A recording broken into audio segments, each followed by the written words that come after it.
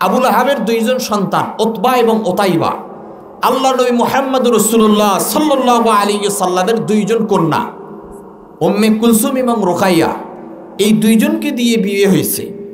বিয়ে হওয়ার পরেও দেখেন জামাই আবার ফির বিয়ে, নিজের কন্যা তাদের ঘরে আছে, তারপরেও কি হেদায়েত পাইছে? বলেন না ভাই, হেদায়েত পাইছে? পায় নাই। তার মানে হলো হেদায়েত এটা একটা নূর। আপনি কাছে থাকলেই পাশে থাকলে হেদায়েত পাবেন এমনটা নয়। হেদায়েতের জন্য একটা দিল তৈরি করতে হবে। বলেন তো কি তৈরি করা লাগবে? একটা অন্তর তৈরি করা লাগবে। শুধু ওয়াজ শুনে গেলেন, এই ওয়াজ যদি আপনি গ্রহণ না করেন তাহলে আবু জেহেল ওয়াজ জানতো না? বলেন না, আবু জেহেল ওয়াজ পারতো না? আরে জাহাল কখন হয়েছে? আবু জেহেলের নাম ছিল আবুল হেকাম, মানে জ্ঞানীর পিতা। কেমন জ্ঞানী?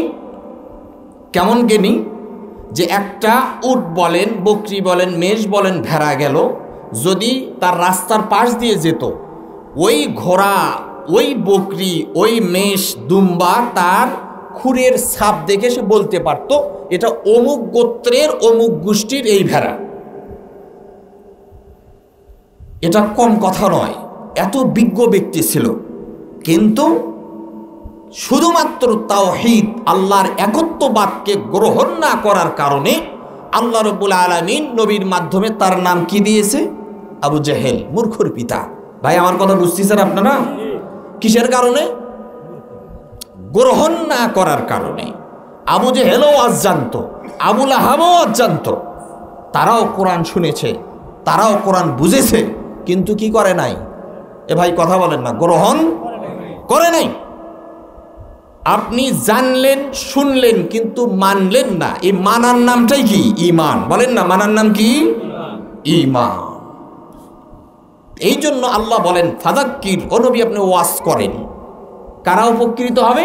ফাইন্না যিকরা তানফাউল মুমিনিন, যারা মানুষের মধ্য থেকে গ্রহণকারী তারাই উপকৃত হবে। আল্লাহ রাব্বুল আলামিন আমাদেরকে মুমিন হিসেবে কবুল করে নেন, বলেন আমিন। আমার ভাইরা, আল্লাহ রাব্বুল আলামিন যে কথাগুলো আমার মুখ থেকে বের হবে, সমস্ত কথাগুলো যাতে কোরআন এবং হাদিসের আলোকে বের করে দেন এবং তদনুযায়ী আমাদের সকলকে আমল করার তৌফিক দান করেন, বলেন আমিন। আমি তিনটি বিষয়ে সংক্ষিপ্তকারে কথা বলবো। আমার শ্রদ্ধাভাজন সম্মানিত মুআজ্জাজ মোকাররম সভাপতি তিনি বলেছেন একটু শিরিকেরও কিছু আনুষঙ্গিক আলোচনা যাতে করি। তো আমি যে আলোচনা করব এর ভেতরে আপনার শিরিক খুঁজে পাবেন। আমি প্রথমে দুটি বিষয়ে কথা বলবো, একটা হত্যা এবং আত্মহত্যা। বলেন তো শিরোনাম কি? হত্যা এবং, ভাই কথা বলেন, হত্যা। পিছনের ভাইরা কথা বলতেছে না, আমার সাথে কথা বলা লাগবে। বলেন হত্যা এবং আত্মহত্যা। হত্যা বলা হয় কোনো ব্যক্তি কাউকে হত্যা করেছে, অন্যায় হোক বা ন্যায়ভাবে হোক, এটাকে কি বলে? হত্যা বলা হয়। আর আত্মহত্যা বলা হয় নিজের ট্যাবলেট সেবন করে বা বুলেটের আঘাতে কিংবা আপনার ছাদ থেকে লাফিয়ে পড়ে নদীর মধ্যে নিজেই গলায় কলসি বেঁধে নিজে ডুবে মরা, এটাকে কি বলা হয়? আত্মহত্যা। এই দুইটি জিনিস বোঝার আগে আমি আপনাদের সামনে যে কথা বলবো এটা হলো জীবনের মূল্য। বলেন তো কি ভাই? বলেন না কি? জীবনের মূল্য। আজকে যে আলোচনাটুকু করব 20 মিনিট করি, আধা ঘন্টা করি, অন্য কোনো আলোচনার সঙ্গে মেসিং হবে না, একটা আনকমন আলোচনা। জীবনের মূল্য।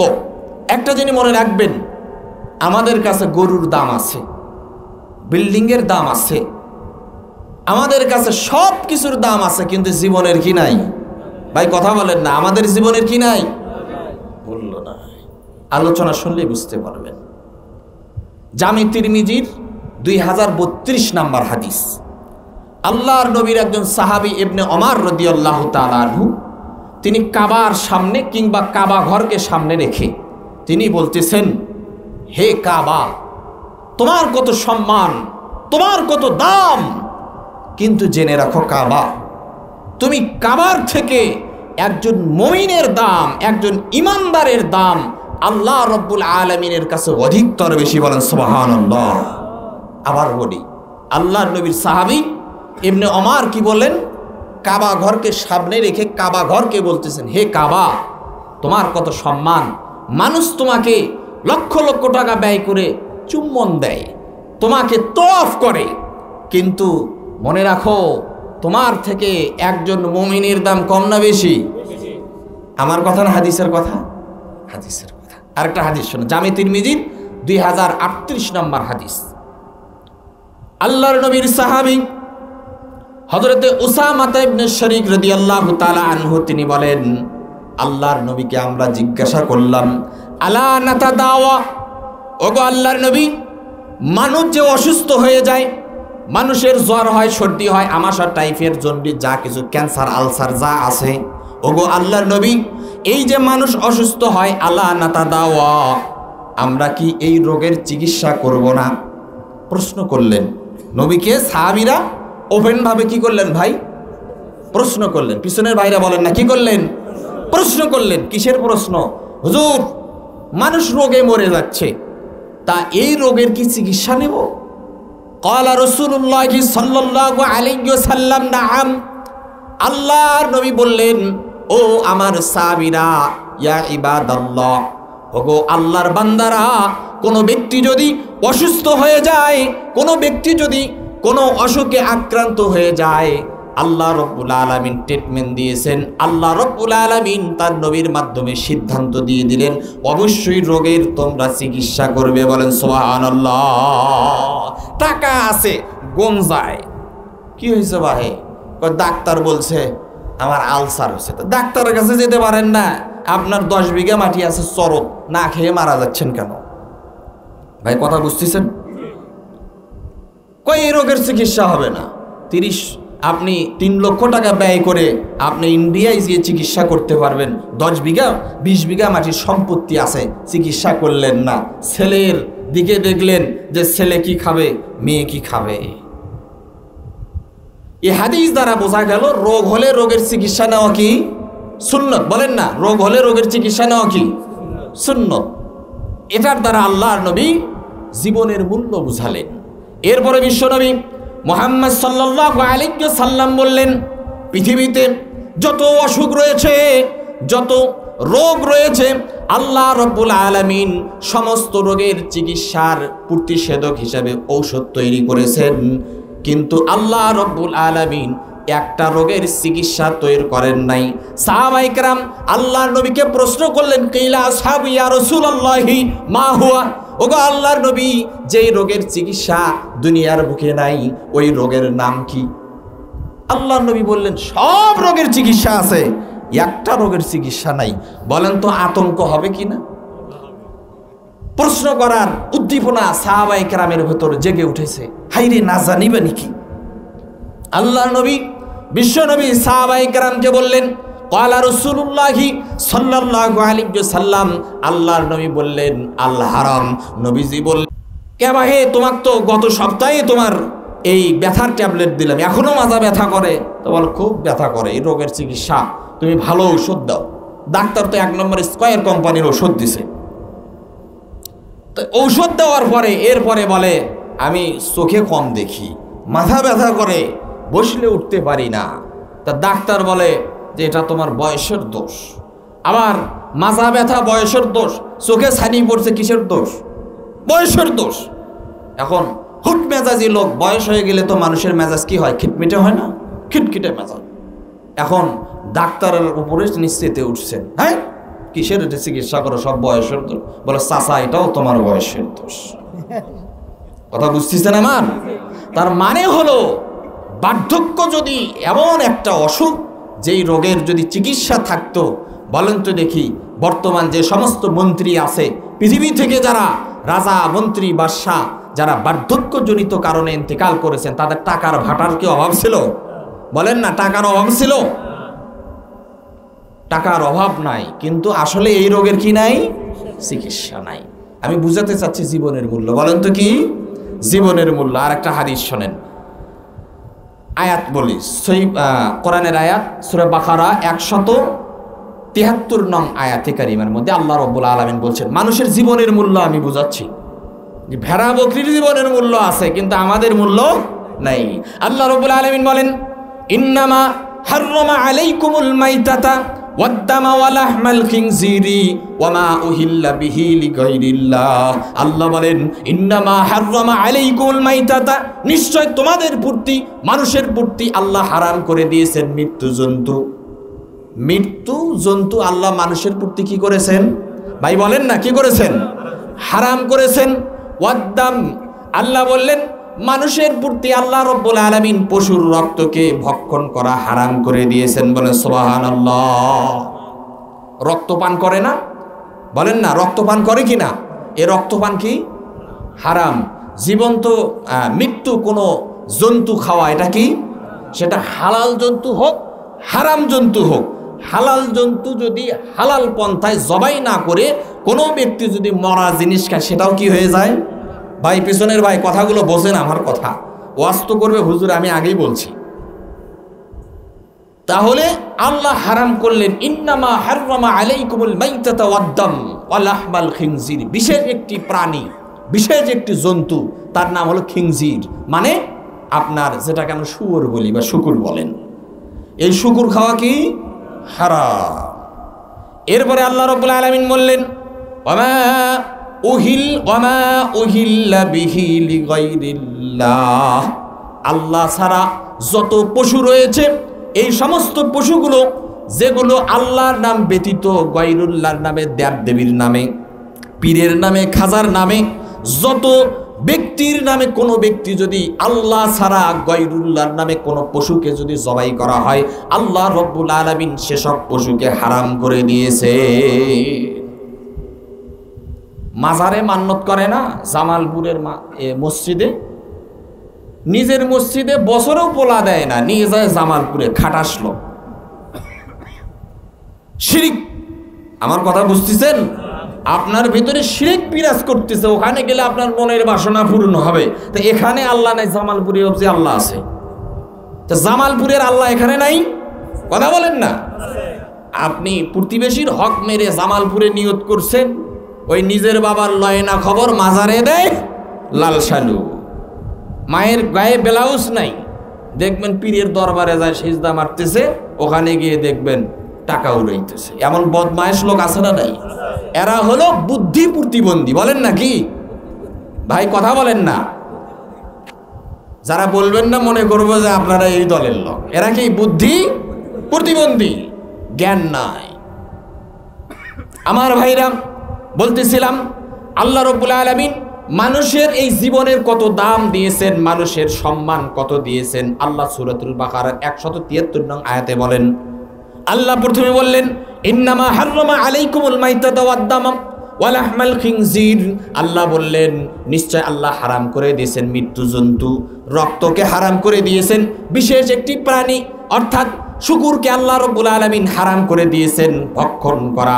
চতুর্থ নাম্বার আল্লাহ বললেন আল্লাহ ছাড়া এই যে কুরবানি করেন অমুক তমুকের নামে 7-8 নাম দিয়ে বাবা হুজুরকে আপনি বাধ্য করালেন ছুরি ধরতে, কিন্তু আল্লাহ বলেন আল্লাহ ছাড়া গায়রুল্লাহর নামে যত জবাই হবে তত কি হবে? শিরিক হবে। আল্লাহ বললেন ওয়ামা উহিল্লা বিহি লিগাইরিল্লাহ, আল্লাহ ছাড়া গায়রুল্লাহর নামে যে পশু জবাই করা হবে সমস্ত পশুকে আল্লাহ রাব্বুল আলামিন ভক্ষণ করা হারাম করে দিয়েছে। এই পর্যন্ত কথা। এরপরে আল্লাহ বললেন ফামানিতুররা গায়রা বাগিউ ওয়ালা আদিন ফালা ইসমা আলাইহি। আল্লাহ রাব্বুল আলামিন বললেন মানুষ যখন বিপদে পড়ে যায়, মানুষ যখন অসুবিধায় পড়ে যায়, আল্লাহ বলতেছেন আমার সৃষ্টি যখন অসুবিধায় পড়ে যায়, আল্লাহ বললেন এই জীবন প্রাণ যতটুকু খানা খেলে বাঁচবে, ভাই ভালো করে বোঝেন, যতটুকু হারাম খাবার যখন হালালের কি নাই উপায় নাই, মরুভূমিতে গিয়েছেন কিংবা আপনি সাগরে ভাসতে ভাসতে অনেক দূর চলে গিয়েছেন, হালাল খাদ্য আপনার কাছে নাই, ওই সময় আল্লাহ রব্বুল আলামিন আপনার জন্য ওই শুকুরের গোশত খাওয়া ততটুকু হালাল করে দিয়েছেন যতটুকু প্রাণ বাঁচবে। বলেন সুবহানাল্লাহ।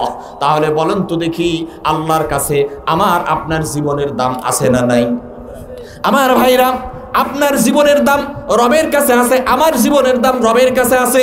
কিন্তু বর্তমান সময়ে পৃথিবী শুরু থেকে এ পর্যন্ত আল্লাহর বান্দা, আল্লাহ সৃষ্টি করেছেন মানুষ হয়ে, মানুষের কাছে সামান্য গরু, ছাগল, ভেড়া, বকরি তাদের যে দাম রয়েছে, কিন্তু মানুষ হয়ে মানুষের দাম মানুষের কাছে না। একটু যদি আপনার থেকে ছোট হয়, নিম্ন বংশের হয়, নিম্ন শিক্ষিত হয়, টিস্কারি মেরে কথা বলে, অমুক দিয়ে এটা করা লাগবে, ওই না এটা, ওই না কালো, এটা সেটা, নানান কিছু কালো বলেন, বেটে বলেন, ধলা বলেন, যাই বলেন না কেন, আপনি একজন মুসলিমকেও আপনি ছোট করে কথা বলে তার মনে আঘাত দিয়ে আপনি জান্নাতে যেতে পারবেন না। হাদিসের মধ্যে আছে, বিশ্ব নবীর হাদিস, আল্লাহ নবী বলেছেন দুইজন জান্নাতি, দুইজন ব্যক্তি, দুইজন যুবক, একজন যুবক আরেকজন যুবক, একজন জান্নাতি আরেকজন জাহান্নামী। জান্নাতি যুবক অনেক সুন্দর সুন্দর আমল করে, ভালো ভালো আমল করে, প্রতিদিন সালাত আদায় করে, দাওয়াতের কাজ করে। আরেক বন্ধু শুধু মোবাইল টেপে। এই মোবাইল টেপে ওই যে ভালো বন্ধু খারাপ বন্ধুকে বলতেছে, এরে তুই তো গোমরা হয়ে গেছিস, তোর জন্য জাহান্নাম ওয়াজিব হয়ে গিয়েছে। হাসরের ময়দানে আল্লাহ রাব্বুল আলামিন দুই বন্ধুকে তুলবে, তোলার পরে আল্লাহ বলবেন, এই আব্দুল্লাহর ছেলে আব্দুর রহমান রে, তোমাকে আমি এই পাওয়ার দেই নাই, এই অথরিটি দেই নাই যে আমার সৃষ্টি, আমার কোনো বান্দাকে তুমি দুনিয়ার থাকতে জাহান্নামী বলতে পারবে। অতএব শোনো শোনো, আমি আজকে জান্নাতকে আমি হাতের মুঠোয় নিয়েছি, জাহান্নামকেও হাতের মুঠোয় নিয়েছি। আমি তোমাকে আমার পাওয়ারে আমি ওই জাহান্নামী যাকে তুমি বলেছিলে তাকে আমি জান্নাতে প্রবেশ করালাম, আর তোমার অহংকার করানোর কারণে তোমাকে আমি জাহান্নামে দিলাম। বলেন নাউজুবিল্লাহ। কালো বাহ্যিক আমল দেখে জান্নাতি বলা যাবে না। ভাই বলেন না, জান্নাতি বলা যাবে না। আমি সামনে হাদিস নাম্বার বলবো। আমার ভাইরা, বলতেছিলাম জীবনের মূল্য। আরেকটা কথা বলি, আবু দাউদ 336 নাম্বার হাদিস, বিশ্বনবী মুহাম্মদ সাল্লাল্লাহু আলাইহি ওয়াসাল্লাম তিনি তার সাহাবীদেরকে নিয়ে এরকম একটা সফরে যাচ্ছিলেন। আবু দাউদ শরীফের 336 নাম্বার হাদিস। সাহাবায়ে কেরাম একটা সফরে যাচ্ছিলেন, তো পাহাড় উঁচা, উঁচু পাহাড়ে ওঠার সময় একজন যুবক তিনি হোঁচট খেলেন। কি খেলেন? হোঁচট খেলেন। ভাই কথাগুলো শোনেন, কাজে লাগবে। তিনি হোঁচট খেলেন। হোঁচট খাওয়ার পরে তার মাথা ফেটে গেল। মাথা ফেটে যাওয়ার কারণে মাথায় ব্যান্ডেজ করা হলো। এমতো অবস্থায় আসরের রক্ত, সালাতের রক্ত হয়ে গেল। এখন সাহাবায়ে কেরামকে জিজ্ঞাসা করলেন, উপস্থিত সাহাবায়ে কেরামকে বললেন, ও আমার ভাইয়েরা, সালাতে রক্ত হয়ে গিয়েছে, আমি সালাত আদায় করব, তোমরা নবীর সাহাবী, আমাকে একটু উত্তর দাও, আমি কি তায়াম্মুম করব নাকি ওযু করব? সাহাবী ঘুম গিয়েছেন, মাথা ফেটে রক্ত বের হয়েছে, ব্যান্ডেজ করা অবস্থায় ঘুম গেলেন। ঘুম যাওয়া অবস্থায় ইহতিলাম, ফাহতালামা হাদিসের মধ্যে এসেছে, তার স্বপ্নদোষ হয়েছে। যুবক মানুষ, স্বপ্নদোষ হয়েছে। স্বপ্নদোষ হওয়ার কারণে সাহাবায়ে কেরামকে জিজ্ঞাসা করতেছেন উপস্থিত, যে আমি কি তায়াম্মুম করব, মানে মাটি দিয়ে কি আমি ওযু করব নাকি পানি দিয়ে ওযু করব বা গোসল করব? এখন উপস্থিত সাহাবী যারা ছিলেন তারা বললেন যে না, তোমার তায়াম্মুম করা যাবে না, পানি দিয়ে গোসল করতে হবে। আল্লাহর নবীর ওই সাহাবী, তিনি সাহাবীদের পরামর্শে তিনি গোসল করলেন। গোসল করার কারণে তিনি সালাত আদায় করলেন। এরপরে তিনি ঘুমিয়ে গেলেন, ঘুমের মধ্যে ইন্তেকাল করলেন। সাহাবায়ে কেরাম ভয়ের মধ্যে পড়ে গেল, আতঙ্কের মধ্যে পড়ে গেল। আল্লাহর নবীর দরবারে সকালবেলা ফজরের সময় তারা চুপি চুপি করে গেল। আল্লাহর নবীকে বললেন, ইয়া রাসূলুল্লাহ, ইয়া হাবিবাল্লাহ, অমুক ব্যক্তি এই দুর্ঘটনার কারণে আমাদেরকে জিজ্ঞাসা করেছিল আমি গোসল করব না তায়াম্মুম করব। ওগো আল্লাহর নবী, আমরা সিদ্ধান্ত দিয়েছি তোমার স্বপ্নদোষ হয়েছে, মাথা ফেটে গিয়েছে, তুমি তায়াম্মুম করলে হবে না, তোমাকে পানি ব্যবহার করতে হবে। ওগো নবী, ওই ব্যক্তি পানি ব্যবহার করার কারণে, যুবক পানি ব্যবহার করার কারণে সে ইন্তেকাল করেছে। আল্লাহর নবী বললেন, হা হা, কি বলো? কতালাহুমুল্লাহ, কতালাহুম, তোমরা তাকে কতল করেছো, তোমরা তাকে হত্যা করেছো। কতালাহুমুল্লাহ, আল্লাহ রাব্বুল আলামিন তোমাদেরকেও ধ্বংস করে দেখ। বলেন নাউজুবিল্লাহ। নবী বললেন, অসুস্থতার যেমন অসুখ হলো আপনার চিকিৎসা, তেমন না জানার রোগের চিকিৎসা হলো জিজ্ঞাসা করা। অনেক মা বোন আছেন, ভাইরা আছেন, কোনো কিছু জিজ্ঞাসা করে ফাটাস করে উত্তর দিয়ে দেয়, আছে না? এটা করলে মনে হয় এটা হবে, যদি সামিজ পরে যায় বাপরে বাপ অমুক আসছে তমুক এটা হবে, যদি বামসব কাঁপে বলে আমার এই ধ্বংস হবে, মুখ দিয়ে তো বের করছেন আপনার তো ধ্বংস হবেই। এই জন্য প্রশ্ন করা, বিজ্ঞ ব্যক্তিকে জিজ্ঞাসা করা। তো এতক্ষণ আরো অনেক লম্বা হাদিস আছে, যাই হোক সময় সংক্ষিপ্ত, আমাকে একটা বাইন্ডিং সময় দেওয়া হয়েছে। তো যেটা বলতেছিলাম জীবনের মূল্য, কি বললাম? আচ্ছা বলেন তো দেখি, কোরআন এবং হাদিসের আলোকে যতটুকু আমরা আলোচনায় এখন শুনলাম, বলেন তো দেখি আলোচনার মাধ্যমে আমরা জীবনের মূল্য পেলাম কি পেলাম না? আমার রবের কাছে, আল্লাহর কাছে আমার আপনার জীবনের দাম আছে না নাই? ভাই বলেন না, আছে না নাই? আরেকটা হাদিস শুনে আমি সামনে একটু আলোচনা নিয়ে যাই। সহিহ বুখারী 48 নম্বর হাদিস। আল্লাহর নবী বলেছেন, বিশ্ব নবী বলেন, সিবাবুল মুসলিমি ফুসুকুন ওয়া কিতালুহু কুফর। নবী বলেন কোন ব্যক্তিকে গালি দেওয়া এটা হলো ফাসিকি। আমরা অনেক সময় বলি না, কত নিগ্র, কত খারাপ, কত কালচার খারাপ লোক আমরা, শ্বশুরের নাম ধরে জামাইকে ডাকে, এ কথা বলেন না, জামাইকে শ্বশুরের নাম ধরে ডাকে। নবী বললেন সিবাবুল মুসলিমি ফুসুক। শুনে যান, কখনোই মস্কারির ছলে যদি শ্বশুরকে যদি আপনি জামাই বানান, আপনার স্ত্রী তালাক হয়ে যাবে মিয়া। বলে কেমনে হুজুর? এর কি করে বেলেট দিয়ে কোনো ব্যক্তির গলা কাটেন তো দেখি, কাটবে কি কাটবে না? আবার রাগে কাটেন তো কাটবে কি কাটবে না? তো এর কি করলেও কাটবে, হেসে খেললেও কাটবে, রাগ করে কাটলেও কাটবে। তার মানে ছুরির কাজ কাটা। তো আপনি যে কথাটা বললেন, কথাটা তো কথা, আপনি হেসে বলেন, মস্কারি বলেন, যাই বলেন না কেন। তো বলতেছিলাম যে আল্লাহর নবী বললেন সিবাবুল মুসলিমিন ফুসুক। কোন মুসলমানকে অনার্থক গালি দেওয়া বগরির বেটা করে বলে, বিভিন্ন জানোয়ারের নাম ধরে বলে না, যে শিখের মতো দেখা যায়, শিখে করে ডাকে, নাম ধলু কালু না কি ধরনের নাম, এগুলো আমরা বলে থাকি। খবরদার, হুঁশিয়ার, সাবধান, কখনোই আল্লাহর বান্দাকে বাবা মার আকিকা করার নাম ছাড়া আপনি বিকৃত নাম ধরে ডাকবেন না। ইসলাম এটাকে সমর্থন করে না। বলেন তো দেখি, আমরা একটু ওয়াদা করি তো আজকের পর থেকে কোনো ব্যক্তিকে, বলেন না ভাই, হাত তোলেন না, ইনশাআল্লাহ আর কোনোদিন আমরা কোনো ব্যক্তিকে এ ধরনের অপনাম ধরে ডাকবো না। আল্লাহ কবুল করেন, বলেন আমিন। এটা বাস্তব কথা বলতেছি না, বিরক্ত হচ্ছেন? ছেড়ে দেবো বিরক্ত হওয়ার আগে ইনশাআল্লাহ। আমার ভাইরা বলতেছিলাম সিবাবুল মুসলিমি ফুসুকুন ওয়া কিতালুহু কুফর। আর কোন ব্যক্তিকে হত্যা করা, আল্লাহ নবী বলেন এটা হলো কুফর। আজকে মানুষ হয়ে মানুষকে হত্যা করে, আবার টুপি পরে জানাজার নামাজের সামনে গিয়েও বক্তব্য দেয়, ঠিক না বেঠি? পৃথিবীর মানুষ জানে ও একজন কাতেল, হত্যাকারী। সবাই জানে অমুক অমুকের বোনকে হত্যা করেছে। আরে কোর্টের রায় দিয়েছে, আপনি খালাস পেয়েছেন, কি হয়েছে? আল্লাহর আদালত থেকে তো আপনি খালাসই পান নাই। আমার ভাইরা আসেন, বলতেছিলাম এতক্ষণ জীবনের মূল্য। আমি বললাম হত্যা এবং আত্মহত্যা নিয়ে কথা বললো, এর আগে যে বিষয়টি বলবো সেটা কি জীবনের মূল্য। জীবনের মূল্য যদি না বুঝি তাহলে হত্যা আত্মহত্যা তো বুঝবো না। এবার আসেন আসল পয়েন্টে এসে আমি ছেড়ে দেবো ইনশাআল্লাহ। 2 নম্বরে কাউকে হত্যা করা। 2 নম্বর কি বলেন তো? এটা অনেক সহজ না? কিছুদিন আগে দেখেন নাই, যে দলেরই হোক না কেন, যে মতেরই হোক না কেন, রাস্তায় ফেলে সোহাগ নামে একটা ছেলেকে দেখলেন না, পাথর চাপা দিয়ে, মিথ্যা কথা বলতেছি নাকি? পাথর চাপা দিয়ে ওপেন ভাবে মানুষ হত্যা ইসলাম নয়, রাজনীতি সব কিছুর ঊর্ধ্বে। বলেন তো দেখি, সে যে ধর্মের হোক, যে বর্ণের হোক না, আল্লাহর দেওয়া সৃষ্টি, মাখলুক, আশরাফুল মাখলুকাত, সৃষ্টির সেরা যে মানুষ। আচ্ছা, এভাবে কোনো ব্যক্তিকে ওপেনটে পাথর দিয়ে আঘাত করা, মৃত্যুর পরেও লাশের উপরে নিচে নিচে তাকে নিয়ে উল্লাস করা, এটা কি ইসলাম নয়? বলেন তো দেখি, কোনো মনুষ্যত্ব, মানুষের বিবেকবান মানুষ কখন এটা সমর্থন করে? ভাই বলেন না, করে?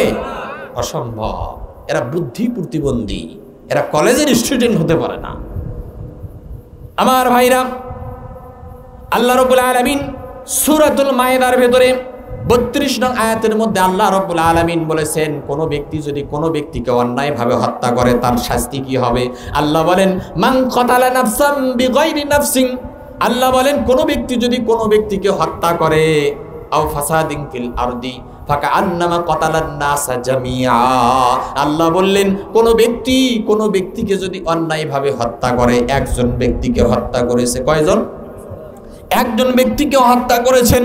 আল্লাহ বললেন কাতালান নাসা জামিআ, পুরো পৃথিবীর মানুষকে হত্যার যে গুনাহ, এই গুনাহ আল্লাহ রাব্বুল আলামিন আপনার আমার আমলনামায় দিয়ে দেবেন। বলেন নাউজুবিল্লাহ।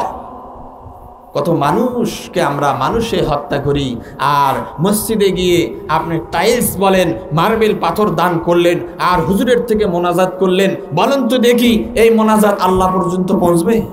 আল্লাহ বলেছেন জহারাল ফাসাদু ফিল বাররি ওয়াল বাহরি বিমা কাসাবাত আইদিন নাস। আসমানে জলে স্থলে যা গজব হয় এই সব কিছু আমাদের হাতের কামাই। হুজুর এত দোয়া করি, আপনারা এত দোয়া করেন, কান্দে কান্দে স্টেজ কাঁপান, কিন্তু এই দোয়া দিয়ে কাম হয় না কেন? বলি না, কেমনে হবে? এই অত্যাচার অনাচার যেগুলো, এগুলো আমাদের সমাজে আছে না? নেই? বলেন আছে না? আমাদের এখানে না থাকলেও দেখেন, ফেসবুক খোলেন, ইউটিউব খোলেন, অন্য গ্রামের দিকে তাকান, জমি জমার সূত্রে মানুষ হয়ে মানুষকে হত্যা করতেছে। রাজনীতির রুশানালে পড়ে সে জানেও না কে কাকে হত্যা করে, কার বিরুদ্ধে কে আঙ্গুল তোলে। নেতা দেশে নাই, মানুষ তার ইঙ্গিতে মানুষ হয়ে মানুষকে হত্যা করতেছে। শেষ জমানায় একটা হাদিস মনে পড়ল, এমন একটা জমানা আসবে মানুষ মানুষকে হত্যা করবে, কাতেল এবং মকতুল।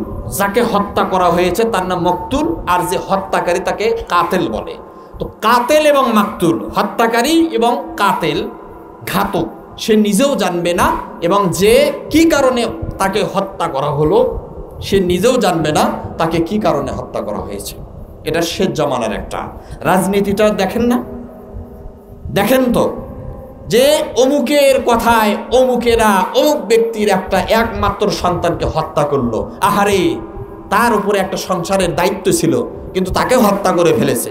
কি কারণে হত্যা করলো সে নিজেও জানে না। যাকে হত্যা করলো ওকে তো ফোন করছে, ভাই অমুক চরে আসো না।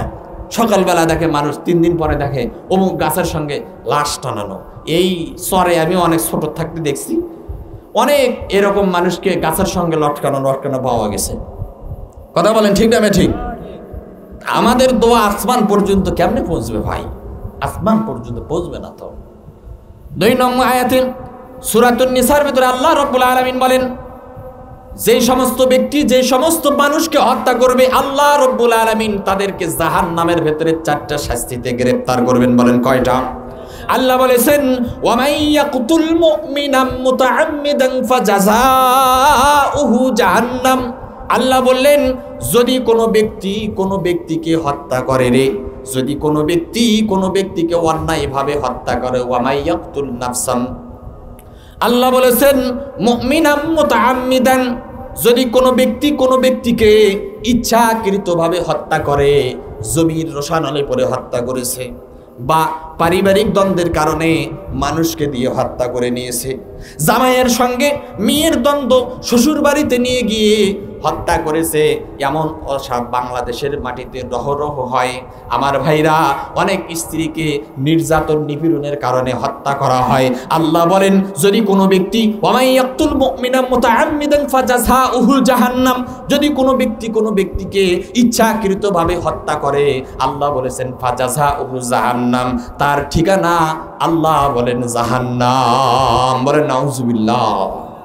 বললাম তো সহজ, জাহান্নাম, তাই না? এরপরে আল্লাহ নিজেই বললেন খালিদান ফিহা, 1 নম্বরে তার যে শাস্তি হবে অনির্দিষ্ট কালের জন্য। কত কাল, কত বছর, কত যুগ, কত কোটি কোটি বছর আল্লাহ রাব্বুল আলামিন তাকে জাহান্নামে রাখবেন। ওই ঘাতককে, যিনি মানুষকে ইচ্ছাকৃতভাবে হত্যা করেছেন, আল্লাহ বললেন খালিদান ফিহা, কতদিন থাকবে এটা কে জানে? আহা, আগুনের ভেতরে কোনো বাপের বেটা আছে 1 মিনিট হাত দিয়ে থাকবেন? সম্ভব? বলেন না ভাই, সম্ভব? সম্ভব না। পুরো শরীর বিষ উঠে যাবে। আর জাহান্নামে দুনিয়ার আগুন হাতে লেগেছে, হাতে কাটায়, কিন্তু জাহান্নামের আগুন হাতের আঙ্গুলে লাগবে, পুরো শরীর ঝাঁঝরা হয়ে যাবে। এরপরে আল্লাহ বলতেছিলাম যদি কোনো ব্যক্তিকে ইচ্ছাকৃতভাবে হত্যা করে, জাহান্নামের ভেতরে কঠিন থেকে কঠিনতম তার শাস্তি হবে কয়টা? বলেন না কয়টা? চারটা। এক নম্বরে খালিদান ফিহা, আল্লাহ রাব্বুল আলামিন অনির্দিষ্ট কালের জন্য ওই ব্যক্তিকে জাহান্নামে দিবেন। দুই নম্বরে আল্লাহ বলেন ওয়া গদিবাল্লাহু আলাইহি, আল্লাহ রাব্বুল আলামিন ওই ব্যক্তির উপরে রাগান্বিত হবেন। বলেন নাউজুবিল্লাহ। শেরের উপরে শের, তারপরে কথাগুলো আরো মারাত্মক বিস্মরূপ। ওই ব্যক্তি রাগ হবে কি হবে না? বলেন না, অন্তর ফেটে যাবে না? এমনি তো আল্লাহ দিয়েছেন জাহান্নাম, এরপরে আল্লাহ বলেন যে তোর উপরে আমি রাগান্বিত, ক্রোধান্বিত, তুই আমার সৃষ্টির সেরা জীব মানুষ হয়ে মানুষকে হত্যা করেছিস। এরপরে আল্লাহ রাব্বুল আলামিন বলেন ওয়ালাআনাহু, আল্লাহ তিন নম্বরে যে আযাবের কথা বললেন, আল্লাহ নিজেই বলতেছেন আমি আল্লাহ তার প্রতি লানত করি। বলেন নাউজুবিল্লাহ। আরে যে জাহান্নামের মালিক তিনি কি ওই ব্যক্তির উপরে কি করেন? লানত করেন।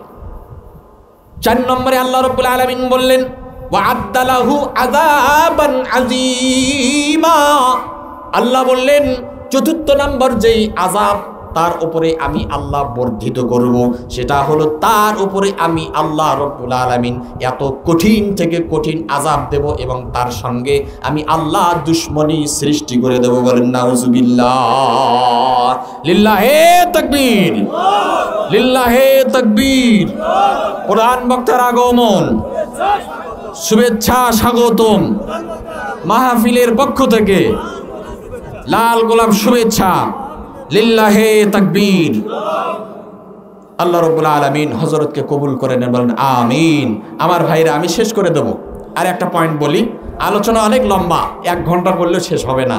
তাহলে বলতেছিলাম প্রথমে কি বললাম? জীবনের মূল্য। কি বললাম ভাই? জীবনের মূল্য। 2 নম্বর কি বললাম? হত্যা। কি বললাম বলেন না? হত্যা। 3 নম্বর পয়েন্ট হলো আত্মহত্যা। শুধু একটু কথা বলে শেষ করে দেব। 3 নম্বর কথা কি? আত্মহত্যা। আল্লাহ রাব্বুল আলামিন সূরাতুন নিসার 29 নং আয়াতে কারিমার মধ্যে বলেন ওয়ালা তাকতুলু আনফুসাকুম, ও বান্দা, ও দুনিয়ার মানুষেরা, তোমরা নিজেরা নিজেদের জীবনকে নষ্ট করে দিও না। লা তাকতুলু আনফুসাকুম, তোমাদের জীবনকে বিপন্ন করে দিও না। পরীক্ষায় ফেল করে, পরীক্ষায় কি করে? ফেল করে। লাইভে এসে সুসাইড করে, লাইভে এসে আত্মহত্যা করে। প্রেমিকার ফাঁদে পড়ে বাবা মা পছন্দ করেছে অন্য ছেলেকে, ওর মন মতে হয় নাই, এই জন্য আত্মহত্যা করে। আছে না নাই? আছে। আল্লাহ বললেন ওয়ালা তাকতুলু আনফুসাকুম, এ দুনিয়ার মানুষেরা তোমরা আত্মহত্যা করো না। সহিহ বুখারী 6652 নম্বর হাদিস। আল্লাহ নবী বলেন যেই ব্যক্তি দুনিয়াতে থাকা অবস্থায় যেই যন্ত্র দ্বারা, ফাঁসের দড়ি হোক কিংবা আপনার পিস্তল দিয়ে হোক কিংবা ব্লেড দিয়ে হোক, ট্যাবলেট সেবন করে হোক, আল্লাহর নবী বলেন আল্লাহ পাক রব্বুল আলামিন হাসরের ময়দানে ওই ব্যক্তিকে যে পাহাড় থেকে লাফ দিয়ে আত্মহত্যা করেছে, যে ব্লেড দিয়ে আপনার রক কেটেছে কিংবা গলায় ফাঁস দিয়েছে, মহিলা মানুষের জিদ বেশি না? মা বোন যারা আছে, চরের মা বোন খুব রাগ, কিন্তু কথায় কথায় স্বামীর উপরে জিদ দেখায়। স্বামী কিছু বলে না, বেচারা বেকায়দায় আছে, 2টা সন্তান আছে, যদি কিছু করে ফেলায়। মেয়ে উপযুক্ত হয়েছে, ছেলে উপযুক্ত হয়েছে, কিছু বলতে পারে না, যদি কিছু করে ফেলায়। আল্লাহ রব্বুল আলামিন তার হাবিবের মাধ্যমে জানিয়ে দিচ্ছেন কিয়ামতের ময়দানে, হাসরের ময়দানে এরা লাঞ্ছনার শিকার হবে। কেমন জানেন? এরা বারবার যে পাহাড় থেকে লাফ দিয়েছে, বারবার পাহাড় থেকে লাফ দেবে, যে নিজের গলায় ছুরি দিয়ে নিজের রক কেটে আত্মহত্যা করেছে, বারবার নিজের গলা কাটবে। যেই ব্যক্তি আপনার রক কেটে আত্মহত্যা করেছে, ট্যাবলেট সেবন করেছে, বারবার আল্লাহ বলবেন খা, মত। তখন তো একা একা জ্বালানা দরজা বন্ধ করে দিয়েছে, যখন মত।